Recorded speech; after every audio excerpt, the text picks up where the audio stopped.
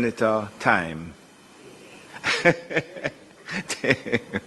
I'm going to make a note on my little thing here that says it's Tame, Senator Tame.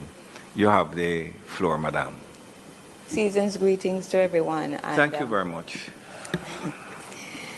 And I want to return to the question of international cooperation. We share the minister's gratitude for the solidarity that has been shown to Jamaica at this time, especially for countries that are facing challenges. And one such partner is in a significant time of challenge, that is Venezuela.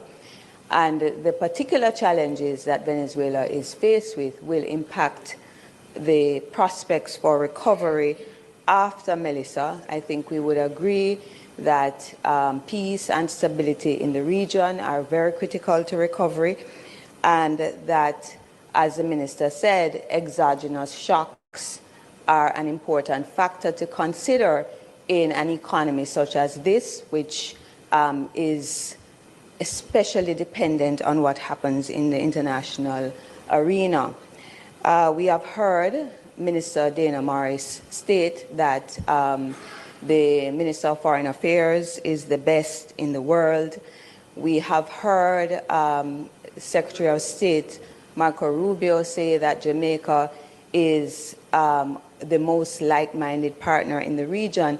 And I wonder whether Jamaica plans to intervene as a mediator in this matter to ensure that the principles of the UN, such as respect for sovereignty, non-use of force in international affairs, and international law will be respected with regard to the brewing conflict and the prospect of stability for Jamaica in this time after Melissa. Thank you very much, Senator Tame. Any other questions? Any other questions? Minister? I don't expect you to address that, by the way, now. Okay. I was saying, Mr. President, I just anticipated that you were going to repeat exactly what you said to Senator Morris, because No. although But I tell you, you don't address it and you're still addressing I it. just want to say I'm not addressing it. I'm just saying that Senator Thames was very skillful in her pulling of one or two words that were in the statement, but literally moving them around in a way that actually were not within the scope of the statement. Thank you very much, I appreciate the inquiry. I just wanted to make one point, Mr. President, and this is just to clarify that there have been more than 300,000 packages that have been distributed by ODPEM, that is through the different arms of government, and to say that that, of course, is part of the response. And clearly, where we are as government supplementing the work, or rather know that our work is being supplemented in communities by NGOs, by UN teams, etc., that clearly you don't count them in that way, you count the whole. So I understand Senator Morris's assessment that the 165 sounded low. It probably was at an earlier stage or an earlier note, but the last figure that I had was more than 300,000, and I'm quite sure it has continued to move as goods have come in and as the operational hubs were established. If you recall, there were 8 hubs established, and then offshoots of those hubs to make sure that that delivery was actually reaching into communities and not just persons who were able to reach out of their communities. Yes, so I'll just make that point, Mr. President, and thank you very much. Public business. We're back to public business. Hey guys, welcome back to CARB 21 Network, and this is Saturday Night Live. This is when we go live on Saturday to discuss some of the trending topics that took place in the week. And tonight, we just wanted to go with that exchange that took place in the Senate yesterday with Senator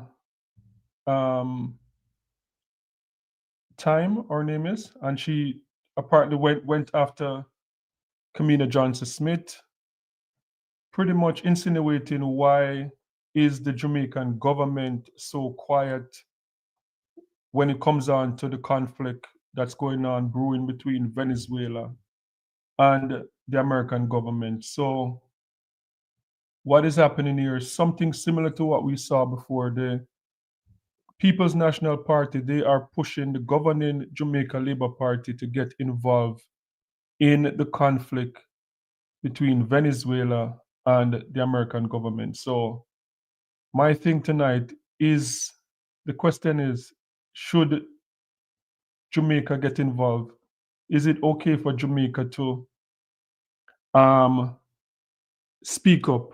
Because that is what the opposition is saying, that Jamaica is too quiet on this, what is going on. Should Jamaica speak up? And the reason why I wanted to talk about this, I think because it's very clear the opposition intention, and I don't think I've ever seen an opposition operating this way, and it is a bit sad because it is clear that the intention is to throw the government off any way possible. So even if it means getting Jamaica involved in something that is bigger than Jamaica, that is okay with the opposition party, because we have seen the conflict brewing in between the American government and between Venezuela. We have seen the way different islands are dealing with it, and we have seen consequences so far. We have seen Trinidad is, all in. The Prime Minister of Trinidad and Tobago, Kamala Prasad Pasesa, she is 100% in support of what is going on between the US and Venezuela, and she backs the US 100%. Guyana is pretty much siding with the US, but they're a bit more quiet because Guyana has more to lose, because Guyana, they have a dispute with the Essequibo region. But the way that we have seen the Prime Minister deal with this is pretty much in, I would say, like a diplomatic way. Try not to join with the US in terms of supporting the US invasion of Venezuela, the way we see the Prime Minister of Trinidad and Tobago doing. But the Prime Minister of Jamaica is opting to just keep quiet and, like, let them say, mind your business. So I think that is what the Prime Minister is doing. He's not taking a side. He's remaining neutral. And to me, I think that is the best way to go, because we're going to talk about some of the consequences that we have seen so far. And when the opposition is urging the government to do this, to speak up or to take a stand, I'm wondering if the opposition, they are talking to the Jamaican people to see if they're willing to, how far are they willing to go? Are Jamaicans willing to experience another sanction on Jamaica? Are Jamaicans willing to lose their visas just to stand with Venezuela? So I think it is a bit reckless for the opposition to be going in that direction, because they don't know the stand. What would Jamaica people like? Because they can push the government to take that stand. And if the government take that stand and there's a fallout, then I'm sure that the opposition will be ready to just slide right in and say, like, we can take over. So it's almost like they would expect Jamaica to fall at any cost. And yes, so we have seen, I would say, the Prime Minister, out of all the leaders within the West Indies so far, the Prime Minister, Dr. Andrew Holness, I think he's choosing a different way to deal with it. We have seen the Prime Minister of St. Vincent and the Grenadines a bit outspoken. We've seen the Prime Minister of Antigua Barbuda a bit more outspoken, and we have seen some consequences coming in from that, where Antigua Barbuda and Dominica just lost their visas. They're restricted. They're placed on. There's 39 countries that were placed on restriction from entering into the U.S. Antigua Barbuda and Dominica was placed in that category, and people are speculating that that could be because of their stance with Venezuela. And if that can happen to Antigua Barbuda and to Dominica, then Jamaica, they would not think twice to slap that thing on Jamaica. And I know that when we look at the American embassy in Jamaica every day, it's like filth. So when the opposition is coming out now to say that why is the government so quiet where Venezuela is concerned, I don't know what they expect the prime minister to do, because we have seen half of America don't support what is going on with the Trump administration and Venezuela. Politicians in America, they're talking up, they're challenging Donald Trump on this. We have seen China come out. We have seen Russia and America did not shake. So if Russia, China, and all those other countries can come out and say, look, this is not a good look, and the Trump administration is not budging, what can Jamaica do? You know, there's more downside, there's no upside for Jamaica, because no matter what the prime minister say, the Trump administration is going to go ahead and do whatever they want to do. But if the prime minister comes out and take a stand with Venezuela, then the Jamaican people could pay. So I don't know if that's something that Jamaicans are comfortable with. But let me bring in the prime minister because the prime minister of Trinidad and Tobago, she is 100% in. So let me just bring in something that she said just yesterday. Yes, she's 100% in. Prime Minister Kamla Persad-Bissessar SC has reiterated that Trinidad and Tobago supports the United States and is calling on citizens to trust her government to make the right decisions. We have more in this story. Prime Minister Kamla Persad-Bissessar, speaking at the Diplomatic Centre this week, told guests that they should not fear when they see what is happening in the region because she is on the job. Do not fear because Kamla is here. Do not fear. Do not fear. And so while you're worrying about the radar, I want you to know every one of you is on my radar. Every one of you is on my radar because I'm looking out for you. So you worry about radar and you worry about Venezuela. Don't worry. The Prime Minister said it is the height of hypocrisy and unkindness that there are individuals in our country who wish to fight the Americans.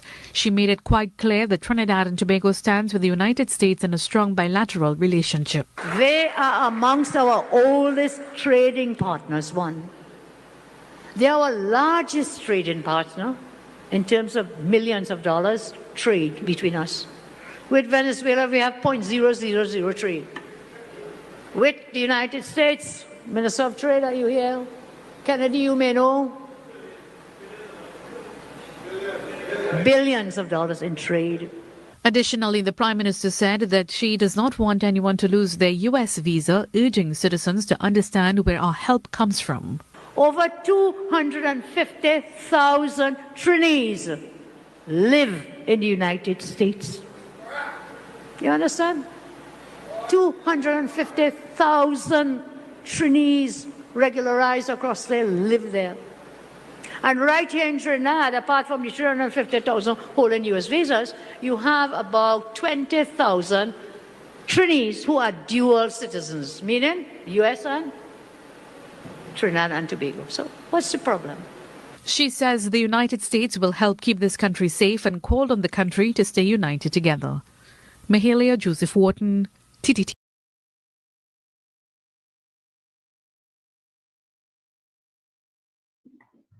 Yes, so that's the Prime Minister of Trinidad and Tobago, and as I said, she is 100% in, and I don't know why she decided to take that stand, but that, in my opinion, I think that is a dangerous stance to take, because right now half of America is against what is going on with the Trump administration and Venezuela, and you're dealing with America, Democrats and Republicans is like dealing with two different countries. And in my personal opinion, I believe that siding with Donald Trump is that is not a good deal. You're siding with someone that has no loyalty, and Trinidad and Tobago is so close to Venezuela. It's like less than 90 miles from Venezuela. Venezuela have high power weaponry there. They can attack Trinidad and Tobago from within Venezuela. I don't think the American government is putting up any missile defense system in Trinidad and Tobago to protect them.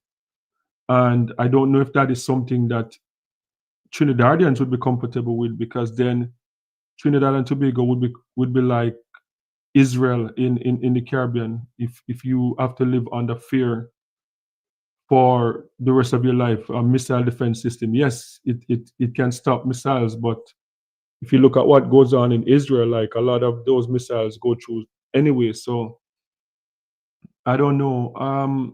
And the thing is, that Donald Trump just came out 2 days ago and pretty much admitted that this is not about narco terrorism. It's not about drugs, which we knew that already. This is brewing from Hugo Chavez deciding to take back their oil from the American company, to say, look, we want to make our oil in Venezuela a national resource for our people. And so a few oil companies, American oil companies, was ousted roughly 20 years ago. So Trump came out and admit that they want their oil. So under the facade of like this was about narco terrorism, but we all knew that it was about oil. But Jamaica getting involved, as I said, Trinidad and Tobago took a stand, and I don't know why the Prime Minister of Trinidad and Tobago is going so hard, because she's going harder than President Ali. President Ali is right there next to Venezuela also. They are the ones with the conflict. They're the ones that were threatened by Venezuela because of the region that is in dispute. So, but it seemed like the Prime Minister of Trinidad and Tobago is going harder in terms of our support than even the President of Guyana. So that, I'm not sure why that is, but I think the Prime Minister is doing the right thing, because it's obvious that the government of Venezuela do not expect Jamaica to defend them, because Jamaica is a small island nation. And I don't think the government of Venezuela, I think the problem that the government of Venezuela has with Trinidad and Tobago is that the Prime Minister of Trinidad and Tobago is supporting what is going on. I don't think the government of Venezuela would have a problem with Caribbean islands that say, you know what, we're not going to say anything because we don't want America to turn around and punish us. And it's clear that they don't have a problem, because Venezuela sent aid to Jamaica just like 6 weeks ago. So it's obvious that they don't have a problem with the Jamaican government. And Jamaica and Venezuela, we have had a long history, long history. I even talk about it quite a bit. Like Devon House, the owner, the first black millionaire in Jamaica, that's where he went to Venezuela to make his wealth. So we have a long history with Venezuela. We had the Petrocaribe program, where back in the days we used to get like affordable oil from Venezuela. That was way back in the days when our oil and electricity bill was cheap in Jamaica because of the Venezuelan government. So we have a history. And I think, as I said, I think it's reckless what the opposition is doing, because we can acknowledge as individuals in Jamaica that, look, we don't agree with what the Trump administration is doing. We don't want a war within the Caribbean. We want the Caribbean to remain a zone of peace. But for them to be telling the government to come out and stand up against the US when they see what is going on. And so what I'm going to do, I'm going to show what happened with Antigua, Barbuda, and Dominica. And these countries, Antigua, Barbuda is one of those countries that a lot of Jamaicans live in Antigua, Barbuda, because for a small island nation, it's very the EC is very strong, and it's a good quality of life in Antigua, Barbuda. The visa, the passport, Antigua, Barbuda passport is very strong, and that's why they're able to have a citizenship by investment program. Antigua, Barbuda, St. Kitts and Nevis, those passports are some of the strongest passports in the world. And now, because most people are speculating, because of the stance that they took to stand with Venezuela, they're being punished for that now. So what I'm going to do, I'm going to play this video.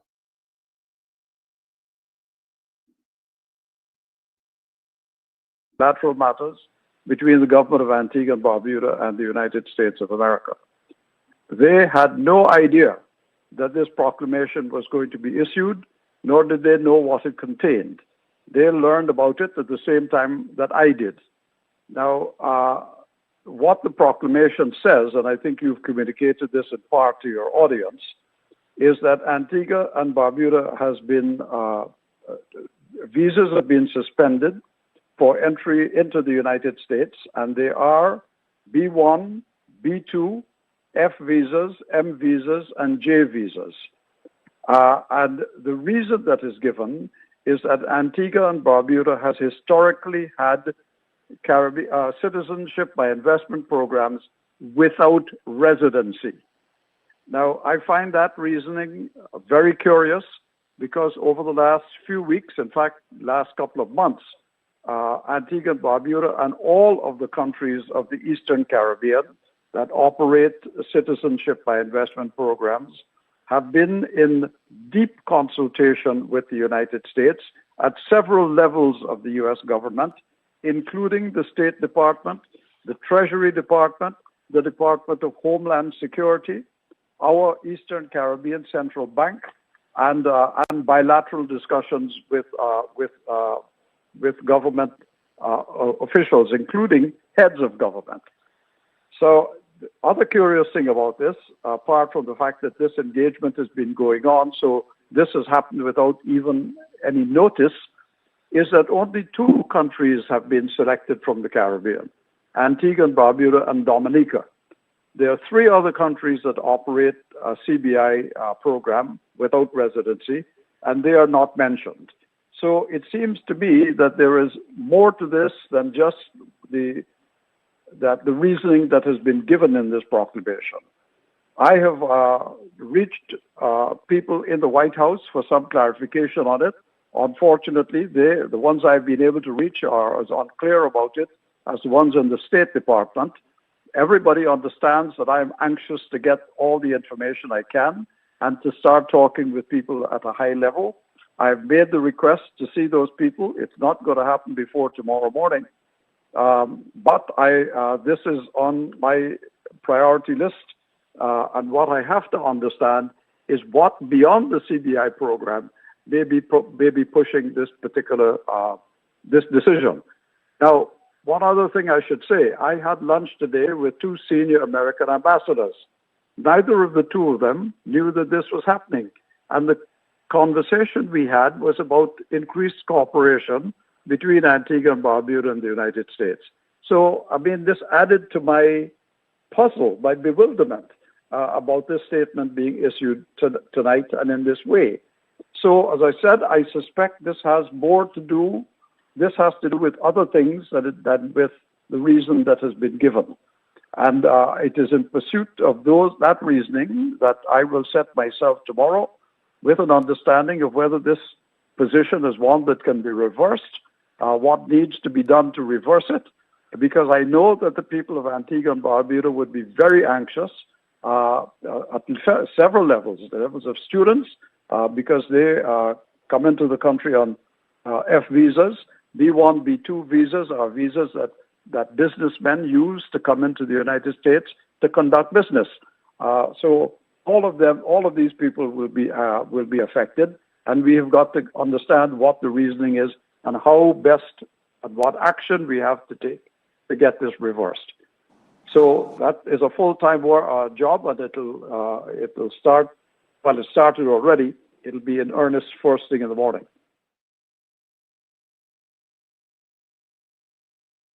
October 28th, 2025, as we all know, Hurricane Melissa, one of the strongest Atlantic storms ever,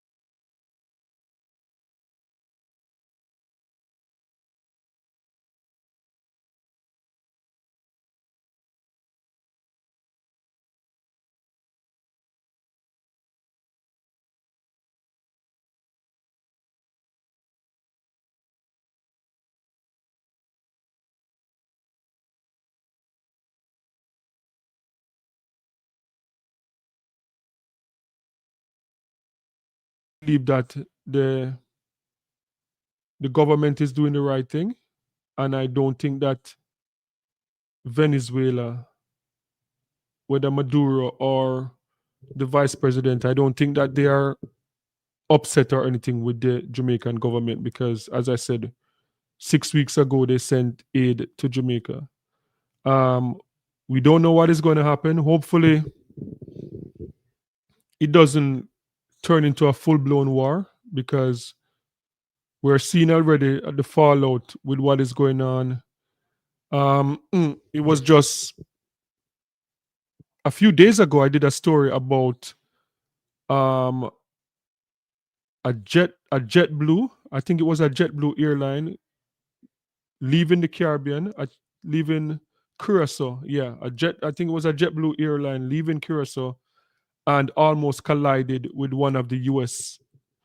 fighter jet because they were in Venezuela airspace, and it was a very close call. So I know that we're feeling the impact already.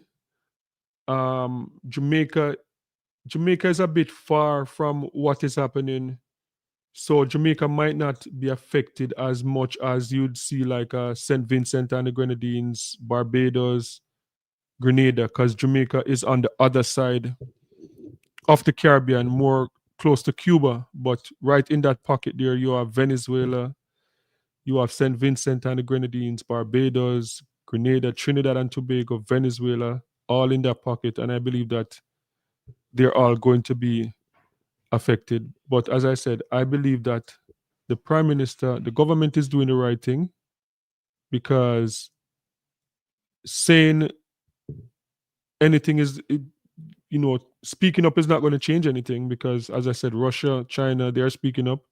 Nothing is changing. And speaking up could only get you in hot water in terms of losing out on a lot of stuff. So I believe that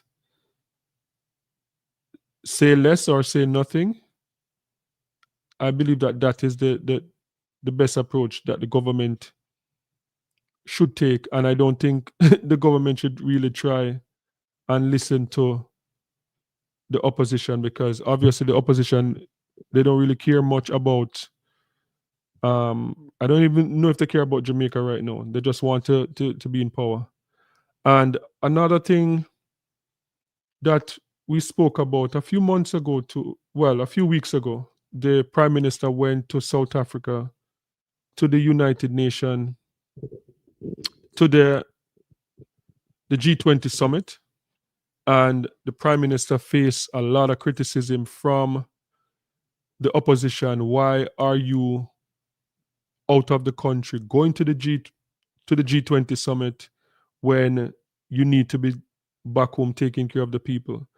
And it's so interesting that they say that because I'm wondering, why do they want the government to get involved with Venezuela when they're in the middle of recovery? Like they were concerned about the Prime Minister going away for 2 days to the G20 to talk about climate change, but they're not concerned about the Prime Minister getting involved in the Venezuela-US conflict, even though the American soldiers are on the ground right now in Jamaica helping to deliver packages and to help with rebuilding. And this story that's coming up next, I spoke about it yesterday, but the Corps of Engineer from Ghana, they are now in Jamaica. They arrived in Jamaica yesterday, and the Americans were the one that flew them in. So you wonder, if the Prime Minister start speaking up, if all of these things will be taken away. So let me just play this. This is coming out of Ghana. To help in the reconstruction and aid efforts in hurricane-hit Jamaica following the devastation caused by Hurricane Melissa a month and a half ago. It's the third time this year that Ghana has stepped up to support African and Caribbean nations in crises, having previously donated humanitarian relief to Jamaica, Sudan, Gaza and Cuba. A departure ceremony took place to bid farewell to the contingent, and our Ghana correspondent Justice Baidu was present at the send-off. In all, Ghana is sending 54 soldiers from its engineers regiment. President of the country, John Dramani Mahama, who commissioned the men to depart from Accra, the country's capital, to Kingston, Jamaica, said the deployment is not for combat, but a friendly support to the Caribbean nation rebuild from one of its deadliest hurricanes of all time. The deployment is supported by the American government, with the Donald Trump administration sending in a military jet to help airlift the Ghanaian soldiers to Jamaica. This deployment reflects Ghana's solidarity with the people of Jamaica and our shared history, values, and bonds within the African Caribbean family. This mission is not a combat mission. It is a mission of compassion, skill, and service. Ghana has been on this deliberate journey since January 2025, when President John Dramani Mahama was voted back into office. Earlier in the year, the country gave the troubled nations of Jamaica, Sudan, and Cuba aid support of 10 million cedis, along with Ghanaian-produced food and locally made chocolate to help the country deal with its humanitarian crisis. His Excellency, the President, in addition to the humanitarian support sent, has decided that today we need to deploy our troops following a request formally made by the Prime Minister of Jamaica. The Category 5 cyclone Hurricane Melissa swept through the Caribbean, affecting 1.5 million people in countries like Cuba, Jamaica, and other islands. Over matters.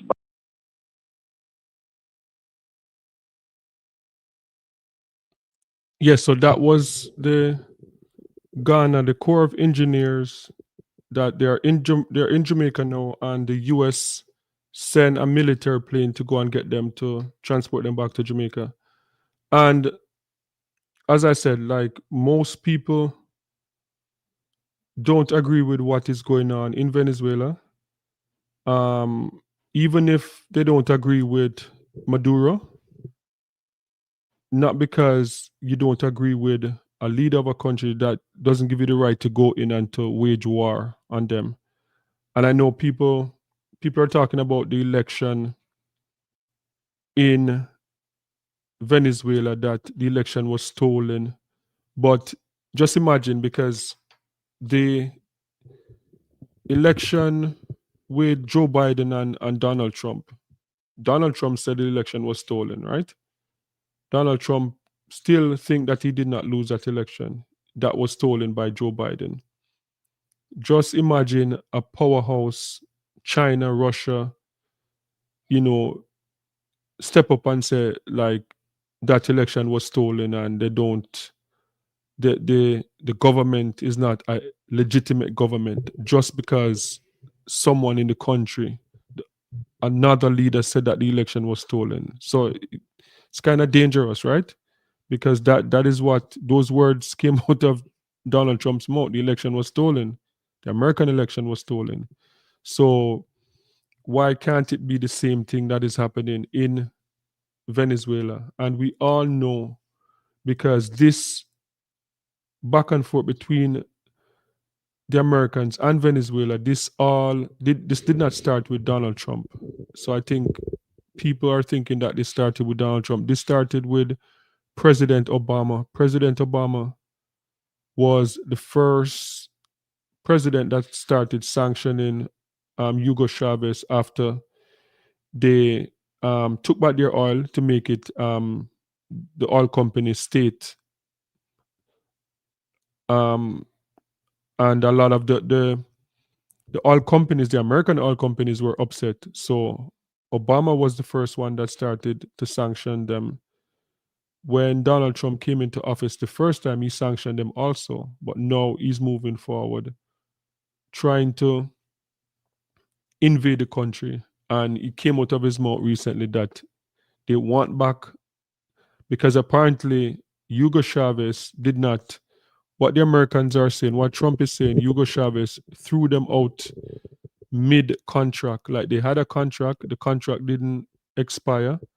Maduro just not Maduro, Chavez just wanted them out of Venezuela, and they did it illegally. So now they want to go back and reclaim their billions of dollars that they lost. That is what the Trump administration is saying. But as I said, I don't know what is going to happen if there's going to be like a war. But I just think at this point, there's nothing that the Jamaican government can do or say. So I can't agree with the opposition on this one, saying that the government should get involved. I think approaching it in a diplomatic way is enough.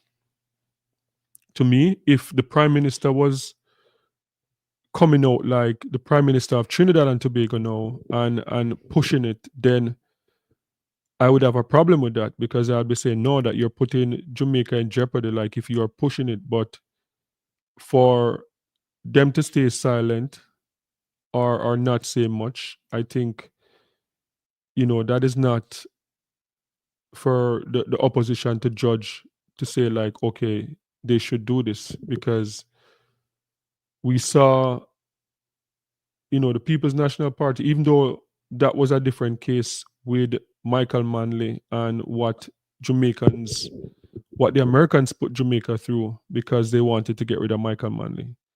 And I don't think that Michael Manley was wrong for standing up for Jamaica, but Jamaicans were punished and nobody came to our rescue. Nobody came to our rescue at the time when the American government slapped sanction on Jamaica when we could not get money from the IMF back in 1976, between 72 and 1980. The American government crippled the Jamaica economy because of Michael Manley's relationship with Cuba and the Michael Manley being a communist or not a communist but a socialist, and the American government don't like socialist government, so they decided to punish Jamaica. So yeah, I'm not with the People's National Party on this one. I think this is more about trying to gain political mileage, and I think it's kind of disgusting to try to go to that length just to gain political mileage, trying to tell the government to go and get involved in a war is just not smart. And the thing is that what people are not talking, well, Americans are talking about it, but a lot of people in the Caribbean is not really talking about it, that Jamaica might be faced with a difficult situation soon, because for people who follow this geopolitics know that what is going on in Venezuela is not even Donald Trump. This is more about Marco Rubio. Marco Rubio is from Cuba. His family is from Cuba. He is not a fan of the Cuban government or Venezuelan government. And there are a lot of Americans that are of the mindset that if they are successful with overthrowing Maduro, then it's just a matter of time. There are people that don't even think that they would move the military out of the Caribbean Sea if they're able to overthrow Maduro. They would just move the same forces that are out there now, and they would end up occupying Jamaica and Cuba's water, because Jamaica and Cuba are so close. So if this thing go through with Venezuela and they overthrow Maduro, then Jamaica might end up having a tough decision to make, because the Americans might end up putting Jamaica in giving them the same tough choice that they gave Trinidad and Tobago. Trinidad and Tobago took it and run with it, but how would Dr. Andrew Holness deal with it if the Americans overthrow Maduro and decide that no, they're going to turn their attention on Cuba. And if they're going to turn their attention on Cuba, there's a strong possibility that they'll come to Jamaica and they'll try and get Jamaica involved because of the proximity. So I think we have that to worry about. We have the Cuban thing to worry about. But I think the Venezuela, we can sit this one out because there's nothing that we can do. The only thing can stop America from go into Venezuela are the Chinese. That is it. If the Chinese government say, look, we have our investment in Venezuela, and if you touch it, then it's going to be World War III, that is the only thing that could stop it. But I think, as I said, I think it's irresponsible for the opposition to be suggesting that the Jamaican government should get involved in this one. So, that is it. And I'm just going to leave it there for tonight. But that was the hot take of the week. The senator theme or time, her name is, going after the government, saying that they claim that Kamina Johnson Smith is the best foreign affairs minister in the world. So why are they so quiet when it comes down to Venezuela? So that was it. But I don't think, well, Kamina did not take the bait. And I just think the government, they're shaking their head and say, like, the opposition will give up, will not take no for an answer. They're just pushing and pushing. Anything that they can do to score political mileage, they're going to do it. But I didn't think that they would do. I don't think that they could do this. But okay, why can't you let go of Michael Manley?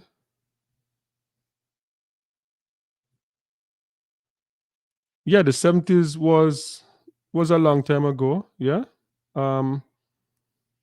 Michael Manley, what I'm saying about Michael Manley is that blaming Michael Manley for what happened to Jamaica is like sending your child to school and a bully come and beat him up and take away his money and you blame the child. That's why I keep saying Michael Manley. People blame Michael Manley for the American government coming in, but that was not Michael Manley's fault. Michael Manley did not do anything wrong. Michael Manley tried to bring Jamaica out of poverty. When we gained independence and the British took all the wealth out of the country, and we gained independence, and Bustamante was the first prime minister. And once we gained independence, the British took everything out, and the economy started falling. Michael Manley came with socialism. The American government did not like socialism, and they decided to attack. Simple. But Michael Manley was not the only leader. Like a lot of leaders across the world use socialism to build their economy. Singapore did the same thing. Singapore wasn't attacked. China did the same thing in a more aggressive way. China wasn't attacked. Japan did the same thing. And all of those countries are like first world countries right now. So I don't think it's fair, but people still try to blame Michael Manley for that, and I don't think it's fair. Like the American government, the CIA came in, they had sanctioned on the country. Back in the 70s and the 80s, for people who are around, like the middle class, the Jamaican middle class left the country because they had enough money to leave. And back in the 70s, early 80s, it wasn't difficult to just jump on a plane and fly to America, England, Canada. We weren't restricted with visas as we're restricted now. So it was very easy. And a lot of people did that. And Jamaica suffered for it. But people people blame Michael Manley for it, and without even blaming the American government. And when you see the CIA in Jamaica and the amount of things that they were accused of doing in Jamaica, and when people talk about the 1980 election, how is it possible that when Jamaica gained independence in 62, our crime rate was one of the lowest crime rate in the entire world, and Jamaicans did not have firearm in the 60s like that. Everybody have their ratchet knife and their machete.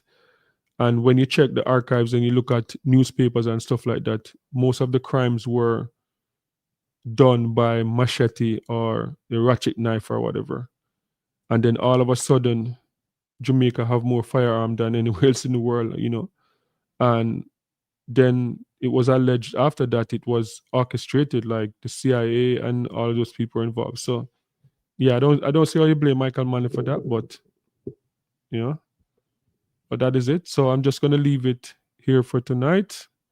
But that was the hot topic of the week, or ending the week. The People's National Party is suggesting that the government should be more vocal when it comes on to Venezuela.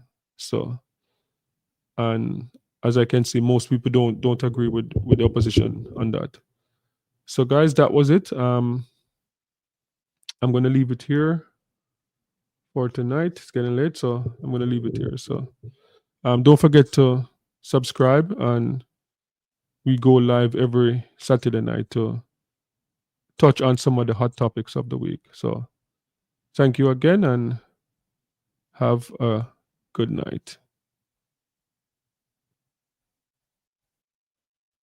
Bilateral matters between the government of Antigua and Barbuda and the United States of America. They had no idea that this proclamation was going to be issued, nor did they know what it contained. They learned about it at the same time that I did. Now, what the proclamation says, and I think you've communicated this in part to your audience, is that Antigua and Barbuda has been, visas have been suspended for entry into the United States, and they are B1, B2, F visas, M visas, and J visas. And the reason that is given is that Antigua and Barbuda has historically had citizenship by investment programs without residency.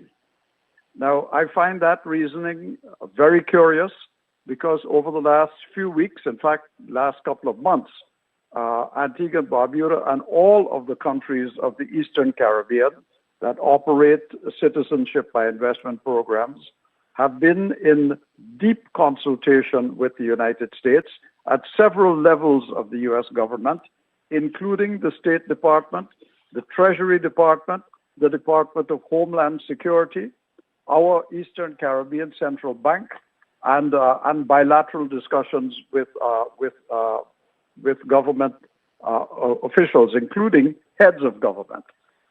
So the other curious thing about this, apart from the fact that this engagement has been going on, so this has happened without even any notice, is that only 2 countries have been selected from the Caribbean, Antigua and Barbuda and Dominica. There are 3 other countries that operate a CBI program without residency, and they are not mentioned. So it seems to me that there is more to this than just the reasoning that has been given in this proclamation. I have reached people in the White House for some clarification on it. Unfortunately, the ones I've been able to reach are as unclear about it as the ones in the State Department. Everybody understands that I'm anxious to get all the information I can and to start talking with people at a high level.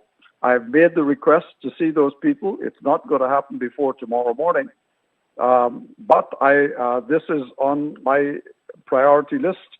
And what I have to understand is what beyond the CBI program may be pushing this particular this decision. Now, one other thing I should say, I had lunch today with 2 senior American ambassadors.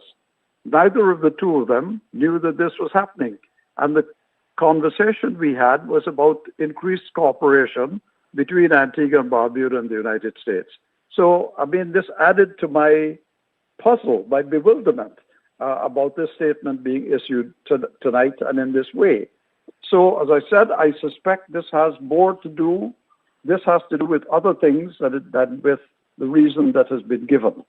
And it is in pursuit of that reasoning that I will set myself tomorrow with an understanding of whether this position is one that can be reversed, what needs to be done to reverse it, because I know that the people of Antigua and Barbuda would be very anxious at several levels, the levels of students, because they come into the country on F visas.